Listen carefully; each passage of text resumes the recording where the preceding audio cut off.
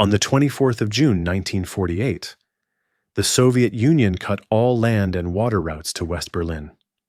No trains, no trucks, no barges. The western sectors of the city, controlled by the United States, Britain, and France, were cut off from their supply lines. 2.5 million people were suddenly dependent on whatever could be flown in by air. The blockade lasted 318 days. The Western powers responded with an airlift of extraordinary scale and logistical complexity. At its peak, aircraft were landing in West Berlin every 90 seconds. The airlift delivered more than 2 million tons of supplies: food, coal, medicine, machinery. Stalin ended the blockade in May 1949. The West had won. Berlin had held. The story is presented almost universally as one of the great triumphs of the Cold War, a demonstration of Western resolve, American organizational genius, and the failure of Soviet coercion. Now consider what came after. Within 12 months of the blockade ending, the following things had happened. West Germany had been established as a separate state, the Federal Republic of Germany, with a constitution written substantially under American guidance and a government that would remain oriented toward Washington for the duration of the Cold War. NATO had been founded, a military alliance that placed American troops permanently on European soil and committed the United States to the defense of Western Europe in a way that would have been unthinkable 2 years earlier. The Marshall Plan was in full operation, integrating Western European economies into a dollar-centered financial system, with American advisors embedded in the finance ministries of every recipient country. And the Central Intelligence Agency was conducting covert operations across Western Europe, funding political parties, influencing elections, subsidizing newspapers and cultural organizations, on a scale that made the United States the most consequential political actor in the internal politics of its nominal allies. Hold those two pictures in your mind: the heroic airlift of 1948 and 1949, the systematic American control of Western Europe by 1950. Now ask the question that the standard history of the Berlin blockade never quite gets around to asking: who benefited? The obvious answer is the people of West Berlin, who were fed and heated through a brutal winter by American organizational genius. The Western Alliance, whose resolve was demonstrated. Democracy, which was defended against Soviet coercion. These answers are all true. They are also all incomplete, because the less obvious answer, the answer that becomes visible only when you look at what the blockade produced rather than at what it prevented, is that the primary strategic beneficiary of the Berlin blockade was not the West Berliners or the Western Alliance as a whole. It was the United States specifically, which used the crisis that Stalin's blockade created to accomplish a transformation of its relationship with Western Europe that it had been trying to achieve, with limited success, for the preceding 3 years. This is not a conspiracy theory. It does not require the assumption that American policymakers wanted the blockade, or planned for it, or were secretly pleased when it happened. What it requires is something more straightforward and more historically grounded: an understanding that the crisis created by the blockade solved problems for American policy in Europe that had proved intractable in the absence of a crisis, and that American policymakers understood this and acted on it with considerable skill and speed. To understand what problems the blockade solved, you have to go back to 1945 and to the situation that American planners faced in the immediate aftermath of the Second World War. The United States emerged from the Second World War in a position of unprecedented global power. Its economy was larger than those of all the other major powers combined. It had a monopoly on nuclear weapons. Its navy dominated every ocean. Its air force was the most powerful in the world. And its territory had not been touched by the war. Unlike every other major power, the United States was physically intact, its industrial capacity undiminished, its civilian population untraumatized. But the United States also had a political problem.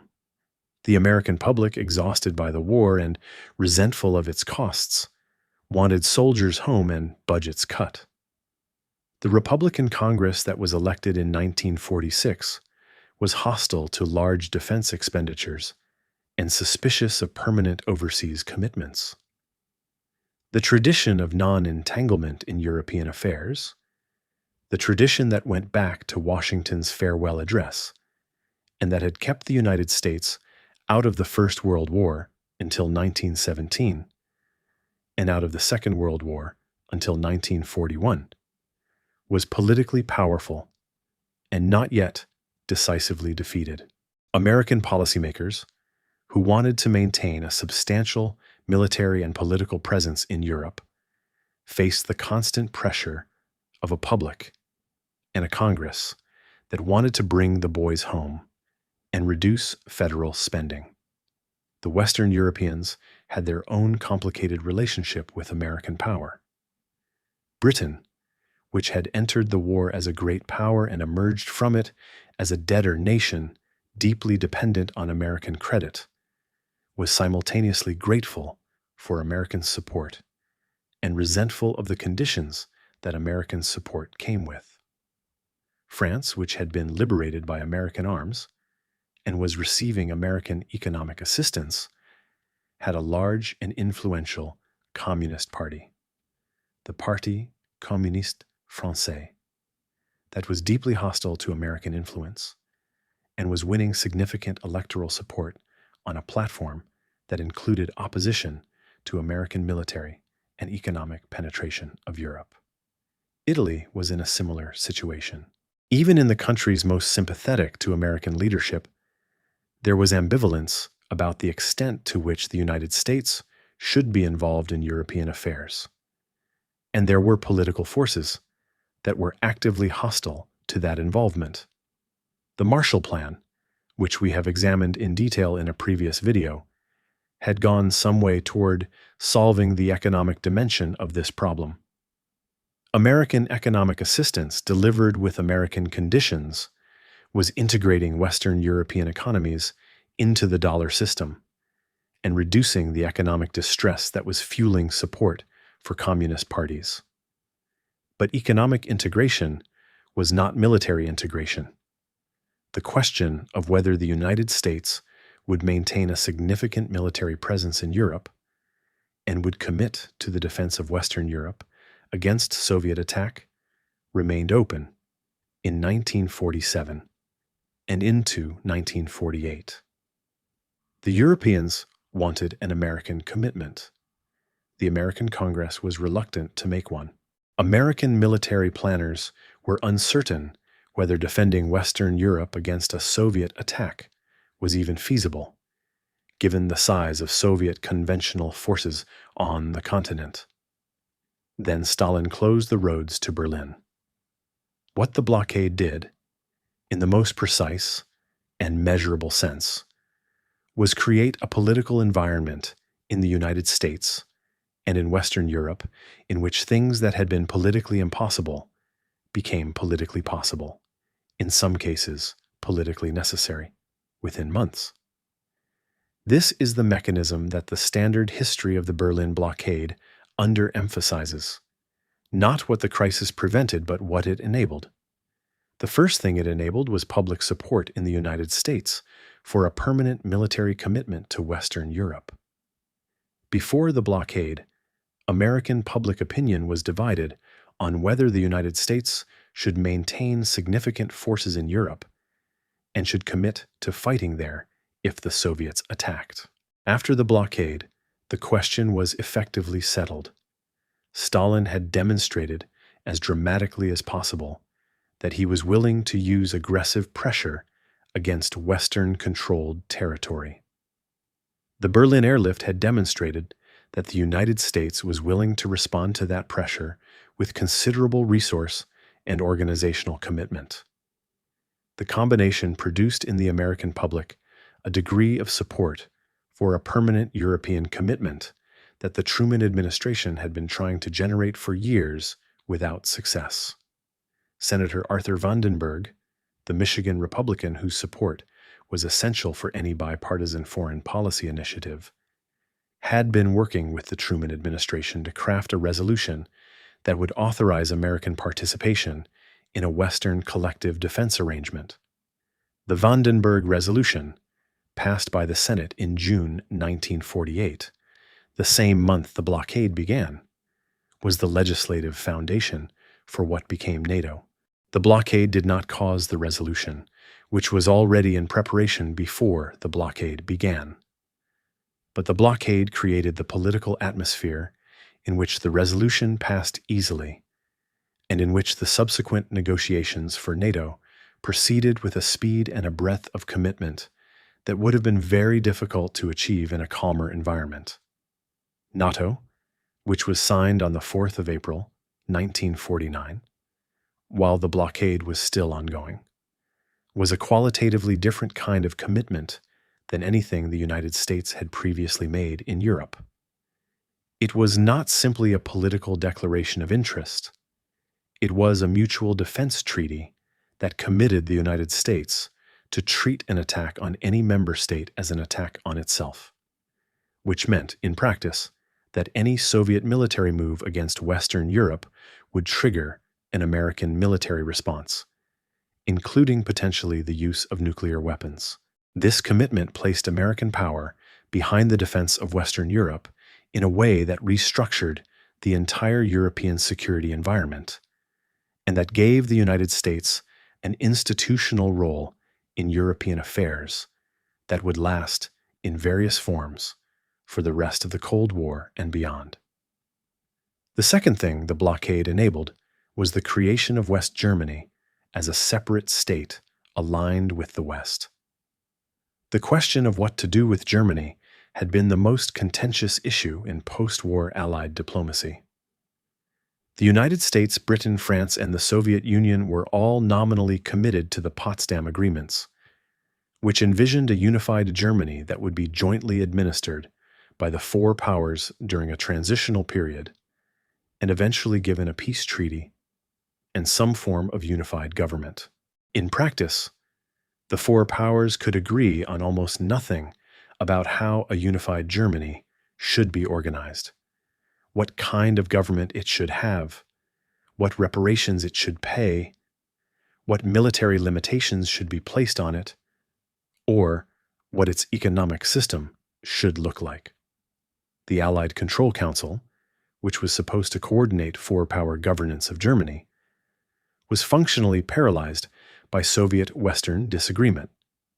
The Western powers had been moving toward creating a separate West German state, merging their occupation zones economically, and establishing a democratic government for the western part of Germany. Since 1947, the Soviet Union strongly opposed this, understanding correctly that a West German state would be oriented toward the West and would represent the permanent partition of Germany, and therefore a permanent Western presence in the heart of Europe. The blockade was, in significant part, Stalin's attempt to prevent this from happening, to apply sufficient pressure on the Western powers in Berlin to force them to abandon or delay the creation of West Germany. The blockade produced precisely the opposite of the result Stalin intended. The Western powers did not abandon their plans for West Germany. They accelerated them. The Federal Republic of Germany was established in May 1949, the same month the blockade ended. Its basic law, the constitutional document that established the new German state, had been drafted during the blockade under conditions in which the Soviet threat was continuously present and in which the argument for a West German state firmly embedded in the Western alliance was unanswerable. The Federal Republic was established with a constitution that was designed, with American input and American oversight, to be both democratic in its internal structure and reliably Western in its foreign policy orientation. The third thing the blockade enabled was a transformation of American public willingness to fund the defense of Europe. The blockade and the airlift cost enormous sums. The United States government spent approximately $350 million on the airlift operation, which was substantial but modest compared to what was coming. The National Security Act of 1947 had reorganized the American military and intelligence establishments. The National Security Council Directive NSC 68, drafted in early 1950 in the aftermath of the blockade and the formation of NATO and the first Soviet nuclear test, called for a dramatic increase in American defense spending, roughly tripling the defense budget, and for a permanent posture of military and political competition with the Soviet Union across the globe. The Berlin blockade was the primary exhibit in the argument that such spending was necessary. Stalin had shown what he was willing to do. The American public and Congress had shown they were willing to respond. The logical conclusion was that permanent, large-scale investment in military and political competition with the Soviet Union was both necessary and politically supportable. The fourth thing the blockade enabled, and this is perhaps the least discussed but in some ways the most consequential, was the legitimization of American covert operations in Western Europe. The Central Intelligence Agency, established in 1947, had been conducting operations in Western Europe since its founding. It was funding anti-communist political parties in France and Italy, subsidizing newspapers and labor unions, and attempting to influence the internal politics of countries that were nominally sovereign allies. These operations were politically sensitive. They were, by definition, interference in the internal affairs of allied democracies, and they required a degree of political cover that was difficult to maintain in normal times. The Berlin blockade provided that cover. In a political environment defined by Soviet aggression and the urgent need to defend Western democracy against communist pressure, the question of whether the CIA was crossing appropriate lines in its support for anti-communist parties in France and Italy received considerably less scrutiny than it would have in calmer times. The argument that extraordinary circumstances required extraordinary measures was difficult to counter when 1.5 million tons of coal and food were being flown into a surrounded city every month. The blockade created a permanent state of Cold War emergency in the Western political consciousness that legitimized a degree of American intervention in Allied affairs that would otherwise have been much harder to sustain politically. Now consider the question from the other direction. What did Stalin think he was doing? The Soviet interpretation of the Berlin blockade has been reconstructed by historians from Soviet archives, from the memoirs of Soviet officials, and from the pattern of Soviet decisions during the crisis. The reconstruction is not complete. Soviet decision-making in the Stalin era was deliberately opaque, but its broad outlines are clear enough. Stalin imposed the blockade in response to the Western powers' announcement of currency reform in the Western zones of Germany. The introduction of the Deutschmark in the Western zones, a monetary reform that was a critical step toward the creation of an economically viable West Germany, was, from Stalin's perspective, a violation of the four-power arrangements for Germany and a unilateral Western move to solidify the division of the country. Stalin's calculation was that the Western powers were unwilling to take significant risks to maintain their position in Berlin. Berlin was deep inside the Soviet zone of Germany, more than 150 kilometers from the nearest Western-controlled territory. Supplying the city by air, indefinitely, against Soviet interference seemed to most military analysts at the time to be impossible or at least unsustainable. Stalin expected that the Western powers would negotiate.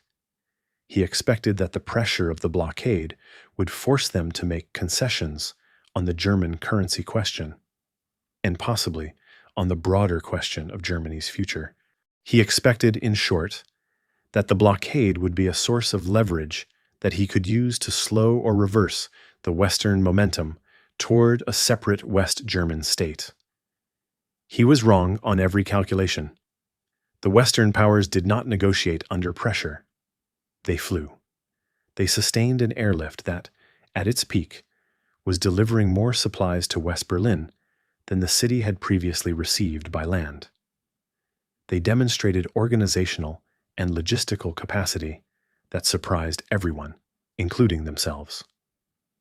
And they used the period of the blockade to accelerate precisely the processes: the creation of West Germany, the formation of NATO, the transformation of American public opinion on the question of European commitment, that the blockade was intended to slow or reverse. The reasons for Stalin's miscalculation have been analyzed extensively. He underestimated American organizational capacity. He overestimated Western European opposition to American leadership. He misread the political dynamics in Washington, assuming that a Congress that had been hostile to overseas commitments would remain hostile under pressure, rather than consolidating around the executive branch's foreign policy in the face of a visible Soviet threat. He may have been poorly served by his intelligence, which was excellent at some things and poor at others. And he may have been operating with a model of how Western capitalist democracies behaved that was derived more from Marxist theory than from careful empirical observation. But there is another dimension to Stalin's miscalculation that is less often examined. Stalin may have been operating with a reasonable assessment of Western intentions in the absence of crisis. His mistake was not in reading the West's intentions, but in triggering a crisis that transformed those intentions. Before the blockade, Western European public opinion was genuinely divided about American military leadership. Before the blockade, the American Congress was genuinely reluctant to commit to a permanent military presence in Europe. Before the blockade, the project of creating a West German state was proceeding more slowly than American planners wanted, partly because of French anxieties about German rearmament, and partly because of British reservations about the pace of German political reconstruction. The blockade, by creating a visible and comprehensible Soviet threat, resolved all of these divisions in the direction that American policymakers had been trying to move them for years. Stalin created the conditions for the thing he most feared. He wanted to prevent a Western-aligned West Germany and a formal American military commitment to Western Europe. He got both, on an accelerated timeline, with broader political support than they would have commanded in the absence of the crisis he had created. The strategic blunder was total. The airlift itself deserves attention, not just as a logistical achievement, but as a political communication. The decision to supply Berlin by air, rather than to force open the land routes, which was the alternative that some American military planners advocated, was a political decision as much as a military one. Forcing open the land routes would have required direct military confrontation with Soviet forces, risking a hot war. The airlift was a way of demonstrating resolve without triggering direct confrontation, a way of winning the political battle while avoiding the military one. It showed the world, and showed Western Europeans in particular, that the United States was both willing and able to sustain a major commitment to the defense of Western Europe at great cost and logistical complexity without losing its nerve or seeking a compromise that would have rewarded Soviet pressure. The political impact of the airlift on Western European public opinion is difficult to overstate. For populations that had been skeptical of American staying power, that had seen the United States retreat into isolationism after the First World War, and that were uncertain whether American commitment to Europe would prove durable this time, the airlift was a demonstration of something they had not been certain about. The Americans would stay. The Americans would pay. The Americans would sustain enormous logistical operations over extended periods rather than fold under pressure. This demonstration changed the political calculus for Western European governments and publics in ways that made the subsequent American penetration of European institutions, through NATO, through the Marshall Plan, through the CIA's covert operations, more acceptable and more sustainable than it would otherwise have been. The Berlin blockade also had specific and important effects on the politics of the three Western powers individually. In the United States, it completed the consolidation of bipartisan support for a forward foreign policy in Europe that the Truman administration had been building since 1947. The 1948 presidential election, in which Truman defeated Dewey against most predictions, was fought in the shadow of the blockade, and Truman's handling of the crisis, his steady refusal to be coerced, his support for the airlift, was a significant element of his political strength. The election result gave Truman a mandate for the kind of assertive foreign policy that produced NATO and NESC 68. In Britain, the blockade reinforced the argument of those within the Attlee government. Foreign Secretary Ernest Bevin was the most important, who believed that Britain's security could only be maintained through a formal American commitment to European defense. Bevin had been working toward what became NATO for months before the blockade, and the blockade gave him the political argument he needed to overcome the reservations of those in the Labour Party who were uncomfortable with a permanent military alliance with the United States. The blockade made the Atlantic Alliance seem not like a choice but like a necessity. In France, the blockade had more complicated effects. The PCF, the French Communist Party, was placed in the impossible position of defending Soviet policy that involved the strangulation of a city of 2.5 million civilians. The airlift was popular with the French public in ways that made it very difficult for the PCF to oppose American policy in Europe without appearing to support Soviet aggression against civilians. The blockade was, from this perspective, a political gift to the French non-communist left and center, which had been struggling to find a narrative that acknowledged the social accomplishments of the Soviet Union while opposing Soviet imperial behavior. After the blockade, that narrative became considerably easier to construct. The longer-term consequences of the Berlin blockade and the American response to it extend well beyond the immediate political outcomes. The creation of NATO established an institutional framework for American involvement in European affairs that has proven extraordinarily durable.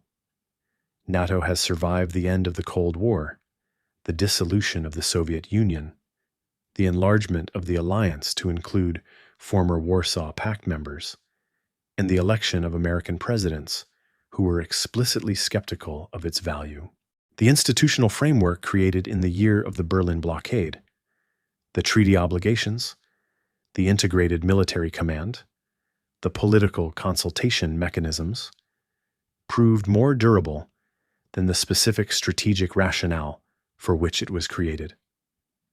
The creation of West Germany as a separate state, aligned with the West, set in motion a process of German political, economic, and eventually military integration into the Western Alliance that produced one of the most dramatic political transformations in modern European history. The country that had twice in the 20th century been the primary source of European instability became, in the half-century after 1949, one of the most stable, prosperous, and peaceful societies in the world, and the economic engine of European integration. This transformation was not solely the product of the circumstances created by the Berlin Blockade, but the blockade and the American response to it determined the terms on which West Germany was integrated into the Western order. And those terms, democratic governance, market economy, NATO membership, partnership rather than subordination to its neighbors, proved extraordinarily consequential. The question of whether Western Europe would have come to the same point without the Berlin Blockade, whether NATO would have been formed, whether West Germany would have been created, whether the American commitment to European defense would have been formalized, is one that cannot be answered with certainty. What can be said is that all of these things happened on an accelerated timeline and with broader political support than they would otherwise have commanded, specifically because the Berlin Blockade created a crisis that resolved political divisions that had been proving intractable. This is the sense in which Stalin's blockade gave America control of Western Europe. Not by design. The Americans did not plan the blockade, and did not want it, at least not initially, but by consequence. The crisis that Stalin created to stop American consolidation of Western Europe instead provided the conditions under which that consolidation was accomplished more thoroughly and more durably than it could have been in the absence of the crisis. The blockade was intended to demonstrate Soviet power and to coerce Western concessions.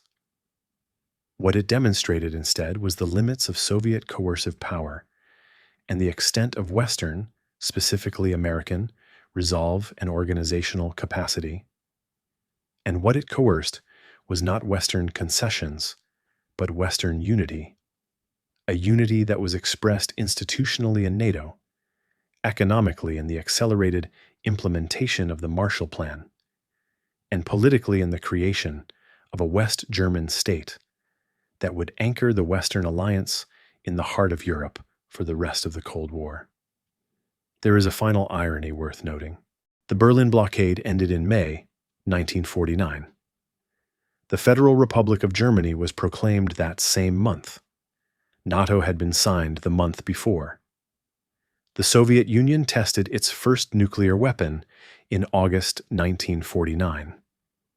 And in October 1949, the German Democratic Republic, the East German state, was proclaimed, formalizing the division of Germany that the blockade had been intended to prevent. Within 16 months of the beginning of the blockade, every outcome that Stalin had sought to prevent had come about. Europe was divided along lines that would not change for 40 years. Germany was divided into two states with sharply different political systems. The United States was formally committed to the defense of Western Europe, and the Soviet Union had lost whatever residual Western goodwill had survived the wartime alliance, replaced by a durable consensus that Soviet behavior was aggressive, expansionary, and not to be accommodated. Stalin had wanted to demonstrate strength. He had demonstrated weakness, the weakness of a power that could pressure but not coerce, that could threaten but not deliver, that could blockade a city but could not prevent a city from being supplied.